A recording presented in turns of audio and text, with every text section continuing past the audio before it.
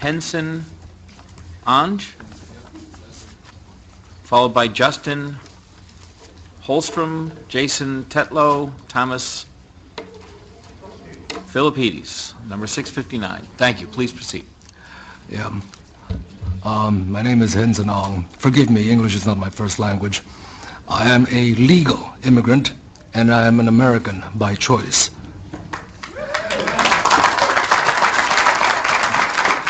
Thank you for giving me this opportunity to express my opinion and give my testimony in opposition to the majority of the proposed bills which do nothing to deter future crimes. Gun control does not work. Your own history is replete with high school rifle teams, Boy Scout, marksmanship merit badges. You could buy rifles at the hardware stores. You could order them, mail order, delivered to your home. Your country was awash in readily available firearms and ammunition. And yet, in your past, you did not have mass school shootings. Other people have already expressed the question, what changed? It was not that the availability of guns suddenly exploded or increased. It actually was decreased. What was changed was societal decay.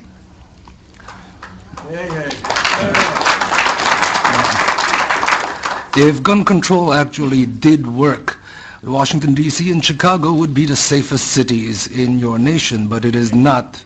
They have the toughest gun laws and the highest crime and murder rates. Now,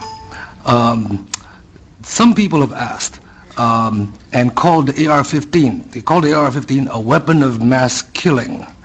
Well, it turns out that there are a few government agencies which disagree with that characterization.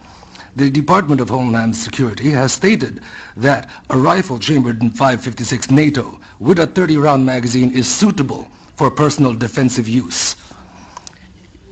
I have documentation on that. It is HSCEMS-1212-00011, solicitation for the Immigration and Customs Enforcement Agency. Now, who needs an AR-15 with 30-round mags? That question has also been brought up. And I would like to put forward that had the Koreans in the LA riots not had AR-15s and AK-47s with 30-round magazines and Ruger 30s, their businesses would have been burned to the ground like all of the other businesses in their neighborhoods. Theirs stood because they stood their ground.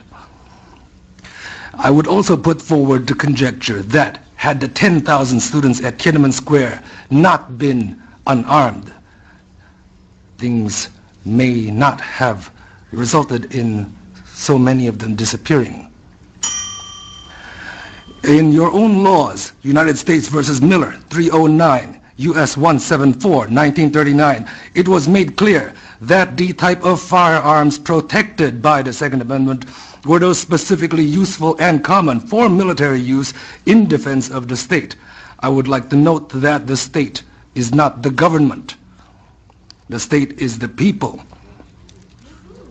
In Lewis, excuse me, Mr. Ong, if you would. In Lewis versus United States, 1980, it is stated that the Second Amendment guarantees no right to keep and bear a firearm that does not have some reasonable relationship to the preservation and efficiency of a well-regulated militia. It has nothing to do with hunting. The militia, as per the debates in the convention, shows plainly enough that it is composed of all males physically capable of acting in concert for common defense. And further, that ordinarily, when called for service, these men were expected to appear bearing arms supplied by themselves and of a kind in common use at the time. The AR-15 is the most common and popular rifle in America at this time. Would you please wrap up? I will wrap up. I would like to wrap up with a statement from Judge Andrew Kozinski in Silveria vs. Lockyer, 2003. My excellent colleagues have forgotten these bitter lessons of history. The prospect of tyranny may not grab the headlines the way vivid stories of gun crime usually do, but few saw the Third Reich coming until it was too late. The Second Amendment is a doomsday provision, one designed only for those exceptionally rare circumstances when all other rights have failed. A free people can only afford to make this mistake once. Thank you.